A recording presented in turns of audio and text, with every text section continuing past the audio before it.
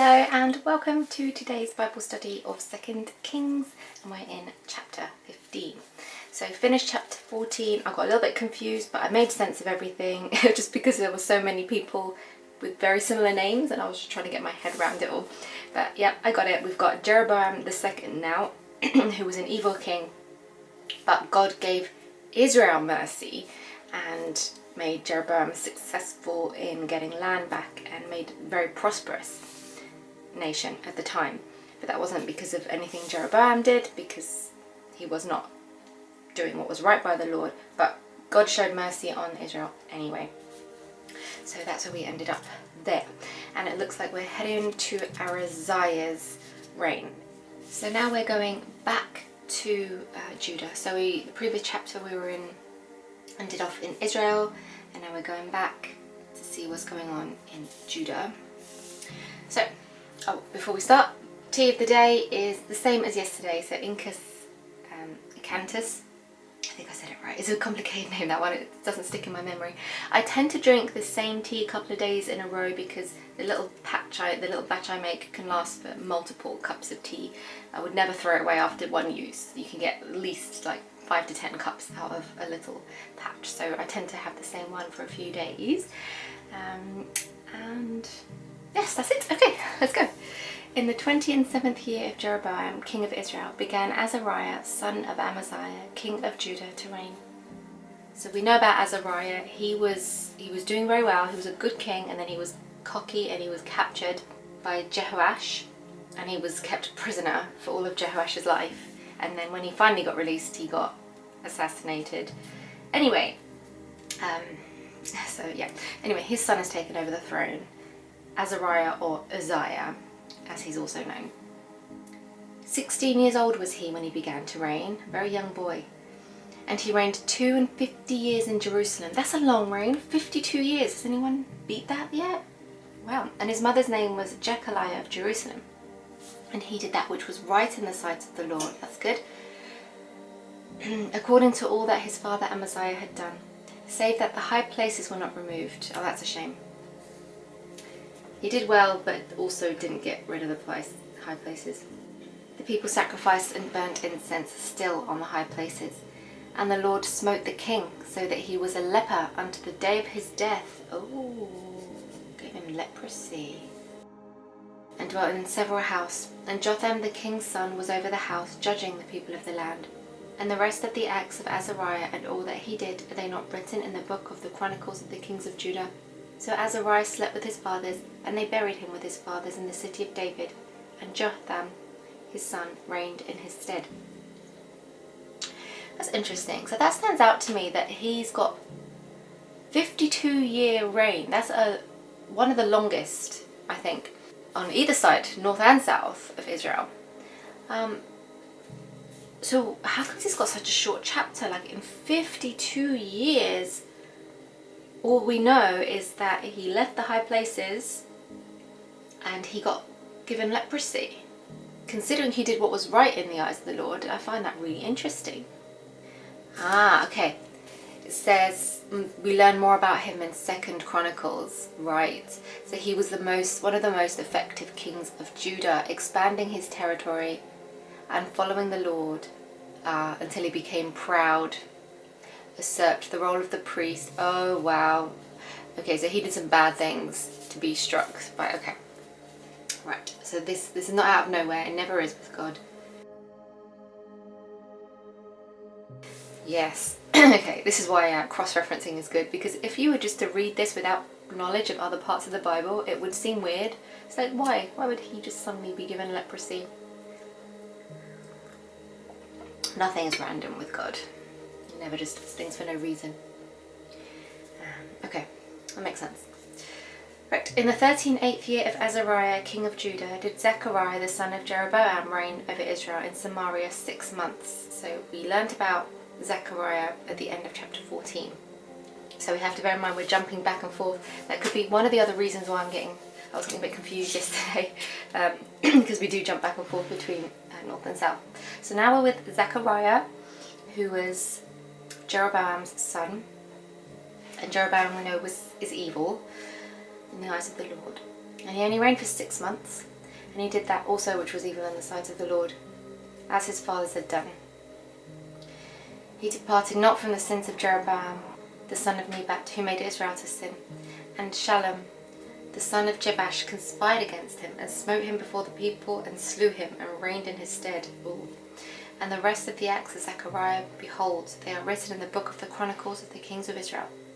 This was the word of the Lord which he spoke unto Jehu, saying, Thy son shall sit on the throne of Israel unto the 4th generation. And so it came to pass. That's right. So that was the last of the 4 kings of Jehu's descendants. Shallum the son of Jabesh began to reign in the 39th year of Uzziah king of Judah, and he reigned a full month in Samaria. For Menahem the son of Gadi went up from Tirzah and came to Samaria, and smote Shallum the son of Jabesh in Samaria, and slew him and reigned in his stead. Wow, that's a bit of what goes around comes around. And the rest of the acts of Shallum and his conspiracy which he made, behold, they are written in the book of the Chronicles of the kings of Israel. So Zechariah only reigned for 6 months because Shallum assassinated him and took the throne. And then, ironically, Shallum's reign lasted even less than that, only 1 month, and he was replaced by someone who did the same thing to him. Okay.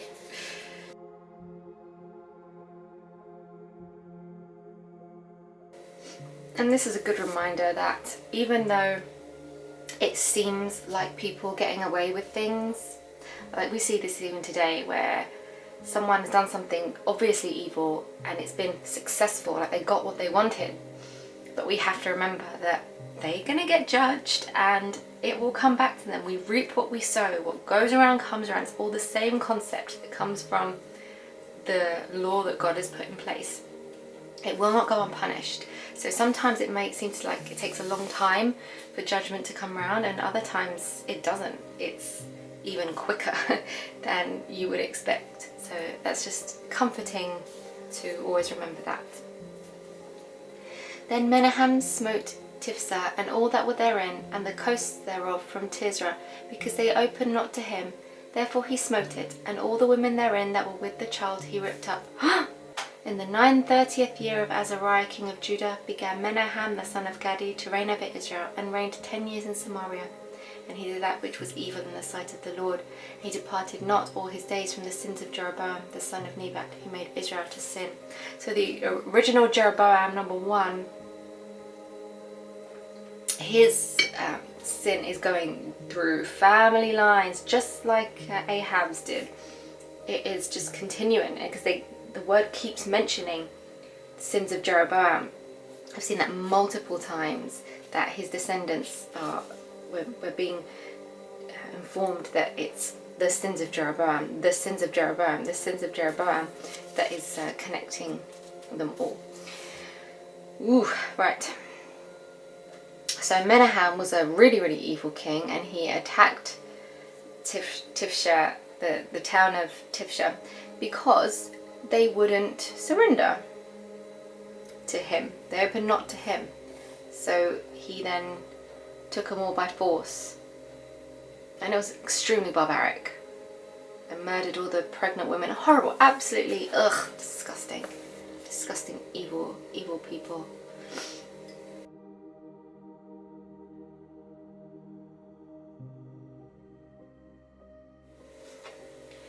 And Pul the king of Assyria came against the land, and Menahem gave Pul 1,000 talents of silver, that his hand might be with him to confirm the kingdom in his hand.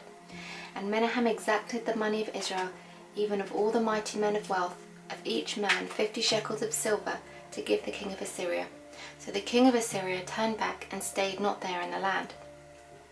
And the rest of the acts of Menahem and all that he did, are they not written in the book of the Chronicles of the kings of Israel? And Menahem slept with his fathers, and Pekahiah his son reigned in his stead. So Menahem wasn't strong enough to handle an invasion by the Assyrians under King Paul, because he was a powerful king. And this is the first time Assyria is being mentioned in Kings. I have to move this.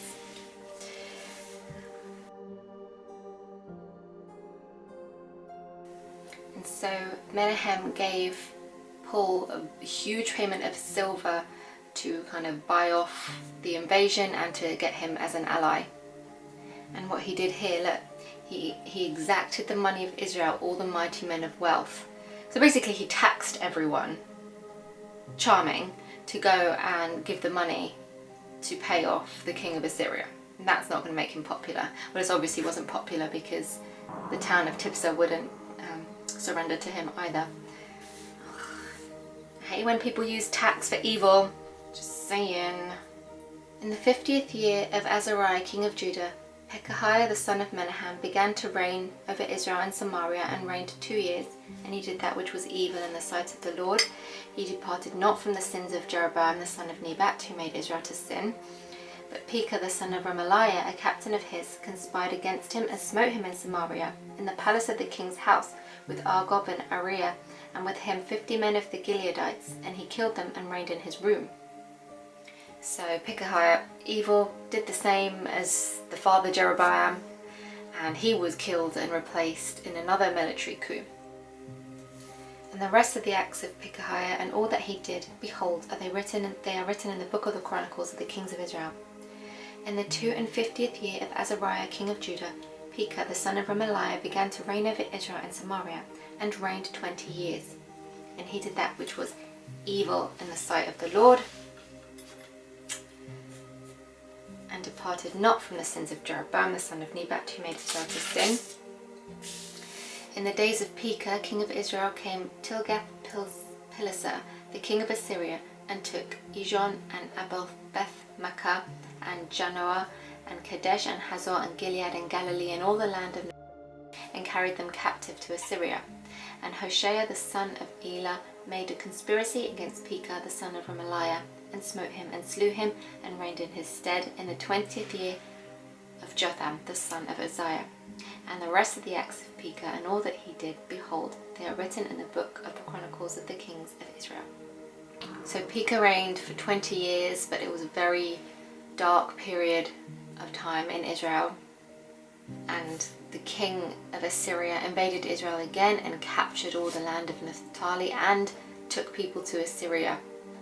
And then that defeat led someone called Hoshea to organize another coup against Pekah, and he assassinated him and claimed the throne. So another coup. Right, so that's Israel, and it looks like we're moving back to Judah now. In the 2nd year of Pekah the son of Remaliah king of Israel began Jotham the son of Uzziah king of Judah to reign. 25 years old was he when he began to reign, and he reigned 16 years in Jerusalem, and his mother's name was Jerusha, the daughter of Zadok.